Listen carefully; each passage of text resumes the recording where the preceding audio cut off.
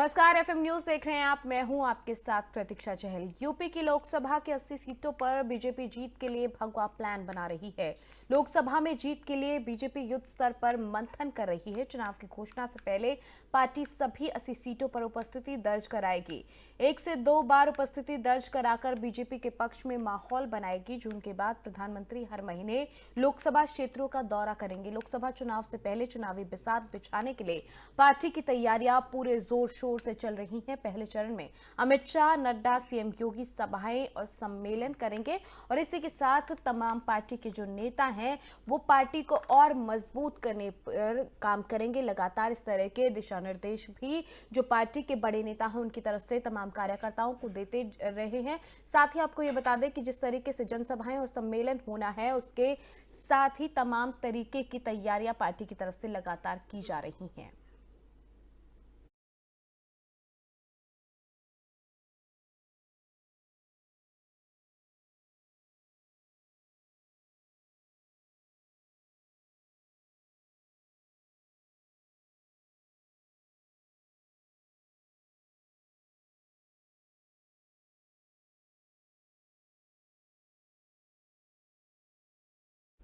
वहीं समाजवादी पार्टी ने लोकसभा चुनाव की तैयारी भी शुरू कर दी है। बजट सत्र के बाद हर लोकसभा क्षेत्र में अखिलेश यादव भी जाएंगे। अखिलेश यादव की सभी 80 लोकसभा सीटों का दौरा उनकी तरफ से किया जाएगा। मार्च से सपा अध्यक्ष अखिलेश यादव संसदीय क्षेत्रों का दौरा करेंगे।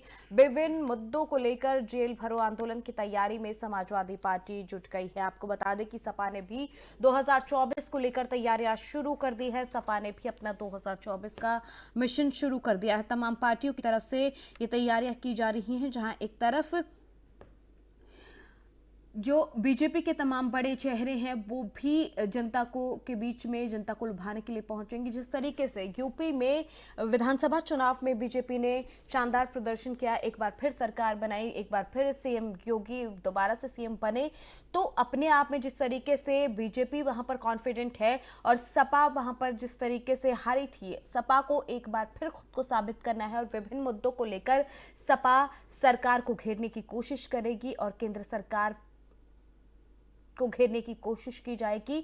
लोकसभा चुनाव को लेकर 2024 को लेकर तैयारियां शुरू की जा रही है। बीजेपी जहां पर हर तरीके से इस वक्त को भुनाने की कोशिश करेगी, सभी लोकसभा क्षेत्रों में जाया जाएगा, वहां पर जनता को लुभाने की कोशिश की जाएगी। पार्टी के किए गए काम को लेकर, सरकार के काम को लेकर तमाम जो है जानकारी जनता के साथ साझी की जाएगी और तमाम तरीके की रैलियां करके और पार्टी के वोट बैंक को मजबूत करने का काम किया जाएगा। और ऐसे में सपा की तरफ से भी 2024 की तैयारियां शुरू हो गई हैं। अभी से पार्टी संगठन का पुनर्गठन किया जाएगा। सपा ने 2024 की जो तैयारी शुरू की है उसको लेकर जो भरो आंदोलन की तैयारी भी सपा की तरफ से की जा रही है। तो तमाम ये ऐसे पहलू रहेंगे जिनको लेकर भुनाने की कोशिश सपा की तरफ से आने वाले 2024 के जो मिशन 2024 से इसके लिए की जा रही है, जहां बीजेपी कोई कोर कसर नहीं छोड़ना चाहेगी, वहीं सपा भी अपने पुरानी हार को जीत में बदलने की कोशिश करना यहां पर चाहेगी।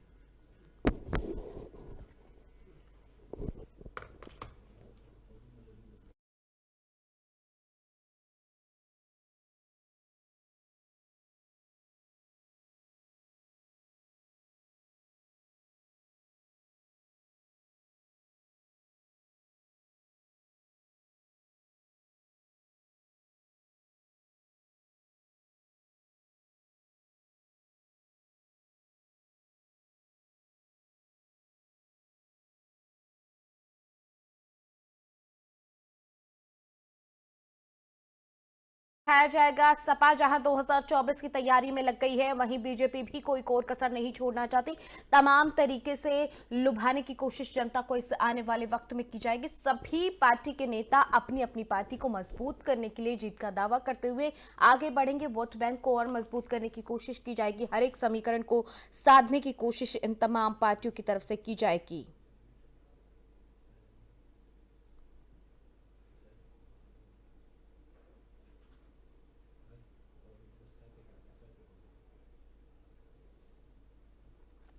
आपको बता दें कि मिशन 2024 की शंखनाद भरने के लिए बीजेपी शुरुआत कर चुकी है। तमाम बड़े नेताओं की तरफ से आगे का रोड मैप तैयार कर लिया गया है कि किस तरीके से 2024 में जो लोकसभा चुनाव होंगे उनको लेकर पार्टी अपनी तैयारियां कर रही है। भगवा प्लान तैयार किया गया है बीजेपी की तरफ से, और वहीं सपा जो है वो भी अपनी तैयारियों को और पुख्ता करने के लिए शुरुआत कर रही है। आपको बता दें कि लगातार जिस तरीके से तमाम पार्टियां चुनावी मैदान में उतरने से पहले अपने आप को और मजबूत दिखाने की कोशिश कर रही है। 80 सीटों पर उपस्थिति दर्ज कराने के लिए बीजेपी का प्लान है, तो वहीं सपा केंद्र सरकार को घेरने के लिए तमाम मुद्दों को उठाने की बात कर रही है।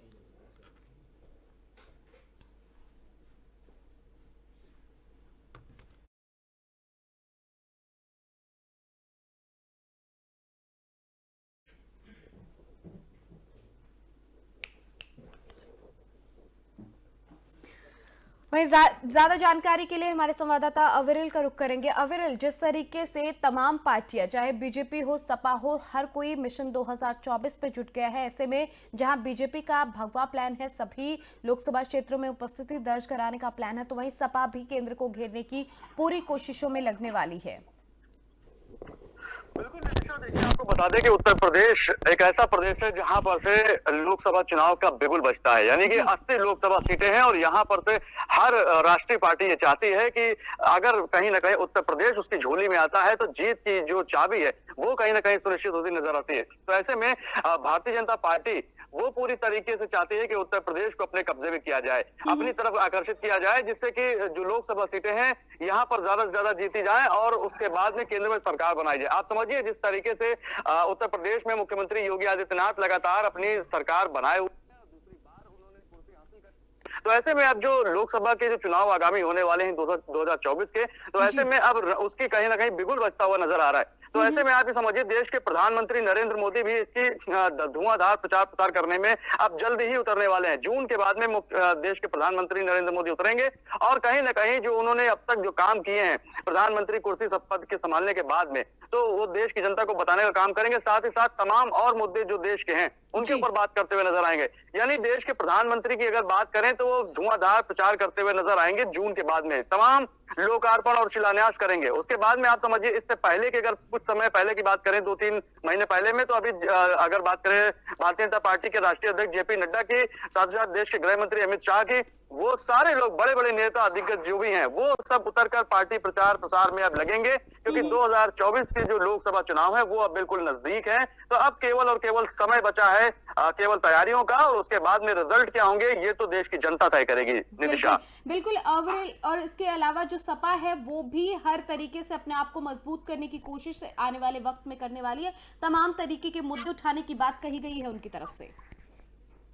बिल्कुल, देखिए विपक्ष में समाजवादी पार्टी पूरी तरीके से अब उत्तर प्रदेश में जो 80 लोकसभा सीटें हैं उनमें अपना दबदबा कायम करने की कोशिश करेगी। हालांकि पिछली बार से देखा जाए तो समाजवादी पार्टी को आशातीत सफलता नहीं मिली थी, लेकिन उसके बाद क्योंकि मजबूत विपक्ष है तो वो लगातार अपनी पूरी कोशिश करता हुआ नजर आएगा। भारतीय जनता पार्टी को लगातार घेरने का काम करेगा। महंगाई, बेरोजगारी और ये जो अगर आप समझिए कानून व्यवस्था की बात करें तो तमाम मुद्दों पर भारतीय जनता पार्टी को समाजवादी पार्टी घेरेगी। सड़क से लेकर सदन तक घेरने की पूरी तैयारी है। साथ ही साथ अपने जो स्टार प्रचारक हैं उनको कहीं ना कहीं उतार कर भारतीय जनता पार्टी को डिफीट देने का काम करेगी।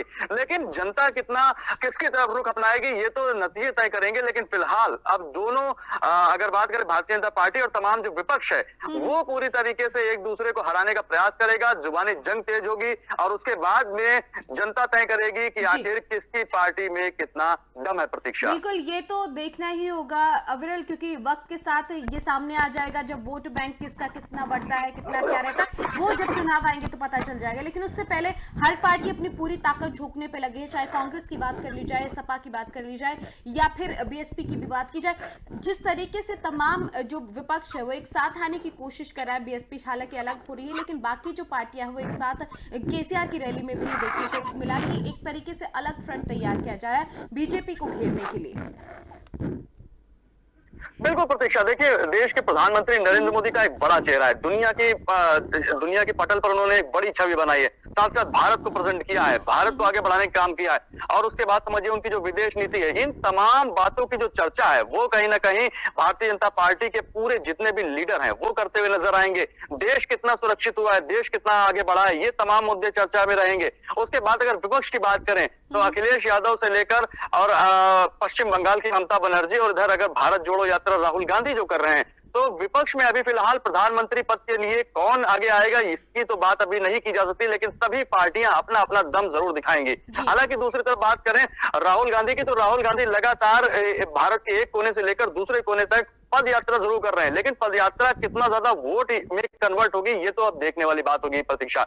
लेकिन फिलहाल जिस तरीके से देश के प्रधानमंत्री नरेंद्र मोदी ने कांग्रेस पर हमला किया है, कांग्रेस को लगभग देश के कुछ राज्यों तक ही सीमित कर दिया है घसीट कर, तो अब ये कांग्रेस के पास भी बड़ी चुनौती है बड़े विपक्ष के रूप में कि आखिर किस तरीके से भाजपा को हराया जाए और पूरा अपनी सत्ता पाई जाए। प्रतीक्षा, अविरल, कांग्रेस के सामने चुनौती है, चुनौती दूसरी पार्टियों के सामने भी है, क्योंकि जिस तरीके से लगातार यूपी की अगर बात की जाए, चाहे जो सरकार की तरफ से कदम उठाए जा रहे, उद्योग को लेकर कदम हो या फिर कानून व्यवस्था को लेकर कदम हो, तमाम ऐसे कदम है जिनको लेकर सरकार बार बार जनता के बीच पहुंच रही है कि ये काम किए जा रहे हैं, और उसी को लेकर अब जब सरकार अपने आप को अपने कामकाज को दिखाने की कोशिश कर रही है, तो सपा के सामने या फिर कांग्रेस और तमाम पार्टियों के सामने एक बड़ी चुनौती ये रहेगी कि उसके बीच में समीकरण साधने की कोशिश जो उनकी तरफ से की जा रही है वो साध पाए।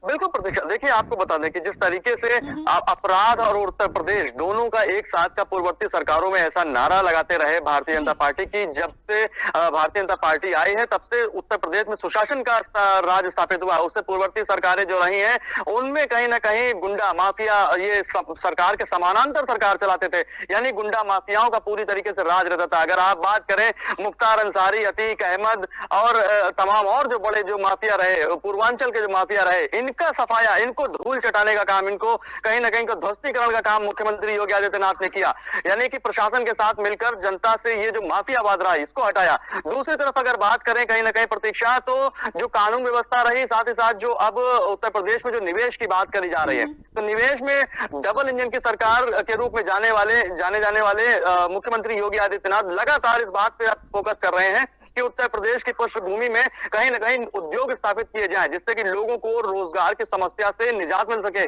यानी कि विपक्ष के पास एक बड़ा मुद्दा था कि लगातार वो महंगाई बेरोजगारी पर हमला करता था, यानी इन सब बातों को लेकर भी कहीं ना कहीं भारतीय जनता पार्टी जनता के बीच में उतरेगी और जनता को बताने का काम करेगी कि जब से भारतीय जनता पार्टी की सरकार जहां जहां भी रही है वहां पर सुशासन स्थापित किया गया है। साथ ही साथ विदेश नीति की बात की जाएगी और पूरी तरीके से समीकरण को साधा जाएगा कि अपनी झोली में कैसे जीत हासिल की जाए और आगे किस तरीके से और ज्यादा निवेश लाने की जो बातें हैं वो कैसे की जाए, यानी जनता के ऊपर पूरे तरीके से प्रभाव छोड़ने का काम करेंगी भारतीय जनता पार्टी के साथ साथ तमाम विपक्षी पार्टियां भी। प्रतीक्षा, बहुत सारे ऐसे मुद्दे रहने वाले हैं और आने वाले वक्त में ये सभी पार्टियां कोशिश करेंगी कि चाहे वो जिस तरीके से अपनी अपनी पार्टी में चाहे कौन से भी मुद्दे उठाए, लेकिन समीकरण वो साथ पाए, सबकी तरफ से कोशिश जरूर होगी। बहुत शुक्रिया अविरल इस तमाम जानकारी के लिए। तो जिस तरीके से सभी पार्टियां मैदान में है, तमाम तरीके की तैयारी हर पार्टी की तरफ से की जा रही है, हर किसी की तरफ से ये उम्मीद है कि वो जनता को लुभाने में जनता की जो भी समस्याएं हैं उनको उठाकर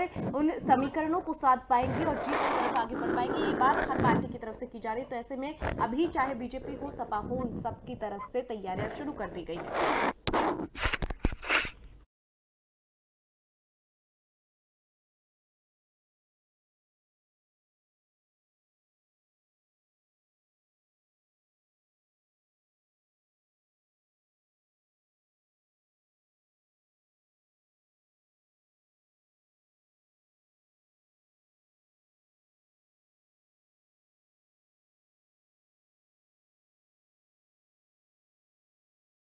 आगे बढ़ेंगे। देर रात पहुंचे एडीजी कानपुर जोन आलोक कुमार और आईजी कानपुर जोन प्रशांत कुमार पहुंचे कन्नौज और साथ में उनके कन्नौज एसपी कुंवर अनुपम सिंह भी मौजूद रहे।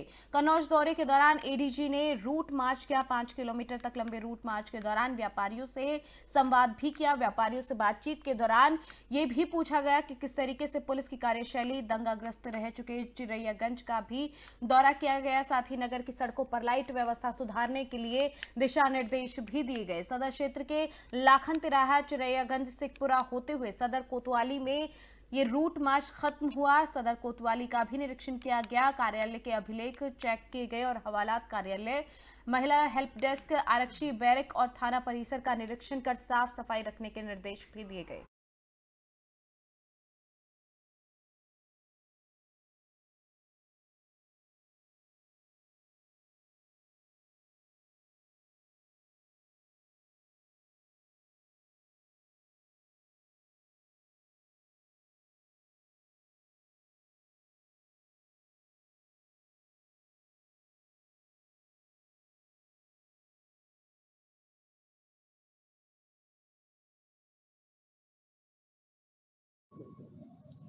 देखिए, ये एक नियमित फुट मार्च है जो अपने अपने क्षेत्र में स्थानीय परिस्थितियों को देखने के लिए है। मेरे साथ आज आईजी साहब हैं और आपके ज़िले के कप्तान साहब हैं, और शहर क्षेत्र के बाज़ारों में, मोहल्लों में हम सभी ने आज पैदल गश्त की, स्थानीय नागरिकों से यहाँ पर संवाद स्थापित किया, पुलिस से संबंधित उनकी जो प्रतिक्रियाएं थी वो जानी, और उनसे जो हमारी अपेक्षाएं हैं उनके बारे में उनसे रास्ते में विचार विमर्श किया गया।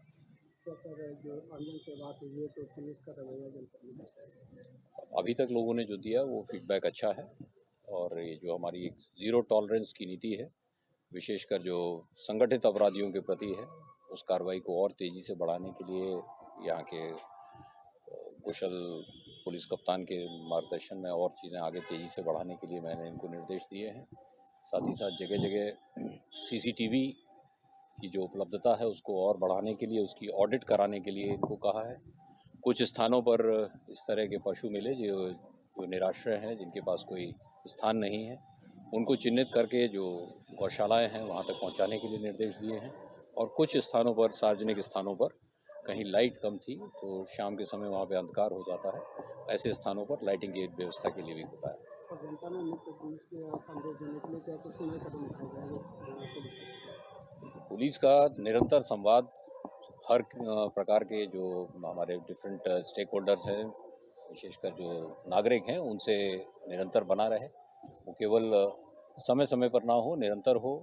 प्रतिदिन जो है अपनी जो समस्याएं लेकर आते हैं उनको पूर्ण संवेदनशीलता के साथ सुना जाए और उनका निवारण कराया जाए। ज़्यादातर देखने में आता है कि एसपी ऑफिस के बाहर काफ़ी भीड़ देखी जा सकती है, तो कहीं ना कहीं थानों से जनता को न्याय नहीं मिल पा रहा है, इस पर क्या कदम उठाए जाएंगे? देखिए, उसमें दोनों चीज़ें हैं। बहुत सी ऐसी बातें होती हैं जिसमें मनमाने तरीके से बात अगर नहीं हो पाती है तो उसको जो ज़िले के सबसे बड़े अधिकारी, सर्वोच्च अधिकारी होते हैं, लोग वहाँ तक अपनी बात लेकर जाते हैं, इस आशय से कि जो वो चाह रहे हैं वैसा ही वहाँ से हो पाएगा। और हर जगह से यही निर्देश हैं और इसका पालन भी होता है कि जो तथ्यात्मक वहीं ग्रेटर नोएडा के कोतवाली बीटा 2 क्षेत्र में रहने वाली इंटर कॉलेज की 12वीं की छात्रा का अश्लील वीडियो बनाकर 3 लड़कों ने उसके साथ सामूहिक दुष्कर्म किया। ये मामला सामने आया है। 5 महीने से यौन शोषण, मानसिक रूप से हताश होकर जो पीड़िता थी उसने घर में फांसी का फंदा लगाकर जान देने की कोशिश की, लेकिन परिजनों ने उसे बचा लिया। पुलिस ने पीड़िता की मां की शिकायत पर 3 लड़कों के खिलाफ गैंगरेप का मुकदमा दर्ज कर आरोपी की तलाश शुरू कर दी है। बताया जा रहा है कि छात्रा से अजय नाम के युवक के प्यार में झांसा देकर शारीरिक संबंध बनाने, फिर अश्लील वीडियो बनाकर छात्रा को ब्लैकमेल करने के आरोप लगाए गए हैं। साथ ही उसके भाई और बहन को जान से मारने की धमकी भी देने के आरोप लगे हैं। अजय उसे 5 महीने से उसके साथ दुष्कर्म कर रहा था और उसका अश्लील वीडियो बनाकर अपने दोस्तों निखिल और विपिन को भी दे दिया। उन दोनों ने भी छात्राओं को ब्लैकमेल करना शुरू कर दिया। इसके साथ ही उसके साथ सामूहिक दुष्कर्म किया गया। हालांकि फिलहाल मामला दर्ज कर पुलिस की तरफ से जांच शुरू कर दी गई है।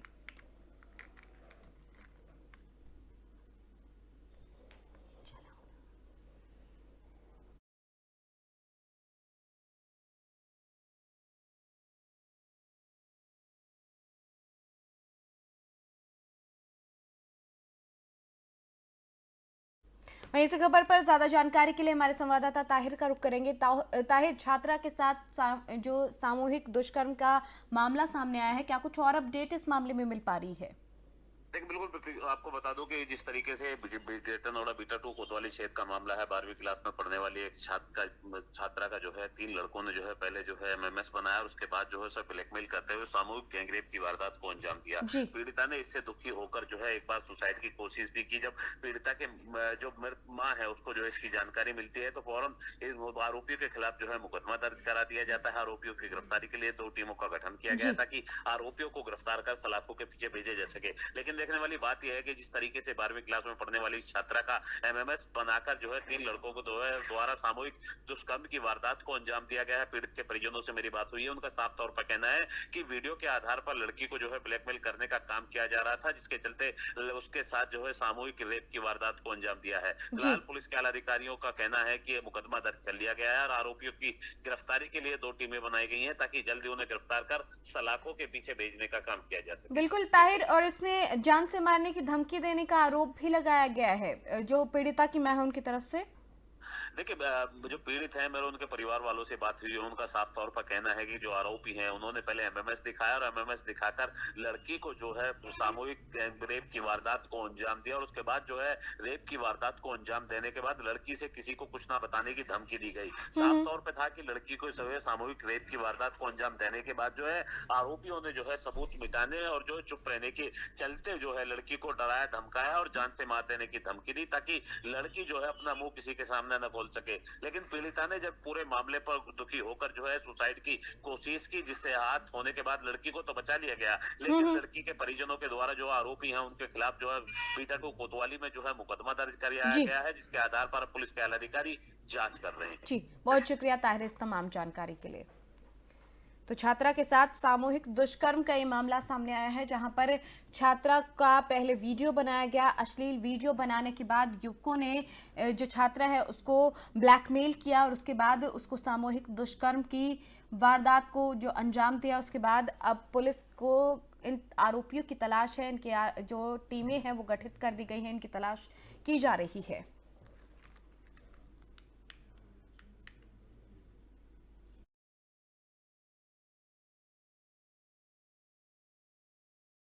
खबर रायबरेली से है, जहां पर बारात में खुशियों का माहौल चल रहा था। लोग खुश नजर आ रहे थे और इसी खुशी के दौरान हर्ष फायरिंग करते हुए 2 युवकों को गोली लग गई। युवकों को महाराजगंज सीएचसी से जिला अस्पताल रेफर कर दिया गया और शादी का माहौल गम में बदल गया। गोली लगने से एक युवक की हालत गंभीर बनी हुई है। घटना की सूचना पर पहुंची पुलिस ने बंदूक को जब्त कर आरोपियों की गिरफ्तारी के प्रयास को शुरू कर दिया है।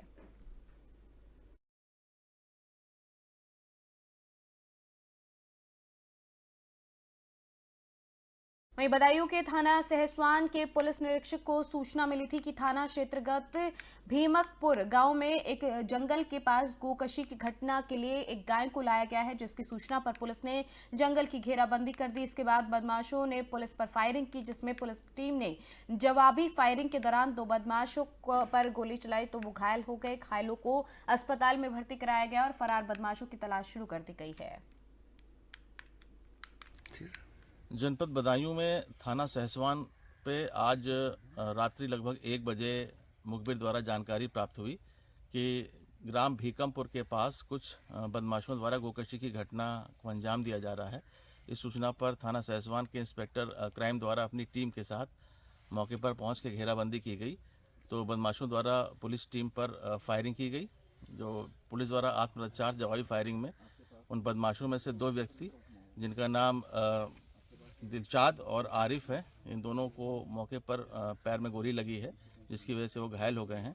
शेष अन्य 2 बदमाश जिनका नाम बन्ने मियाँ और नूर आलम है, इनको पुलिस ने कॉम्बिंग के दौरान गिरफ्तार कर लिया गया है।